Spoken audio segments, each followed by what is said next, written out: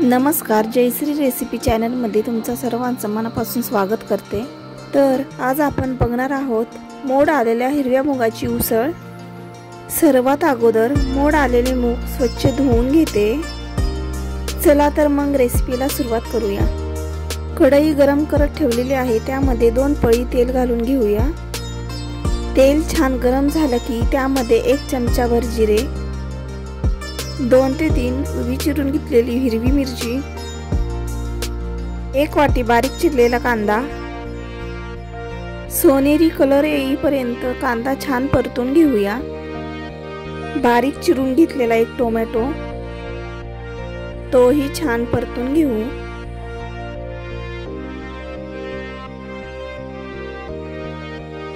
चवीनुसार मीठ,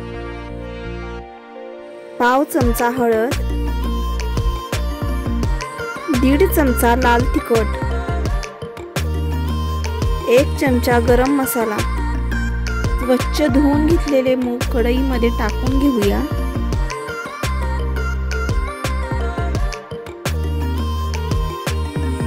आता हे सर्व मिक्स करून घेऊया। मूग छान परतून झाल्यावर त्यामध्ये पाण्याचे शिंतोडे मारून घेऊया। मोड आलेले मूग जास्त शिजवायचे नाहीये, त्यासाठी मी थोडंच पाणी घातलेलं आहे। आता कढईवर झाकण ठेवून मंद आचेवर 10 मिनिटे शिजवून घेऊया। मस्त अशी झालेली आहे मोड आलेल्या मुगाची उसळ।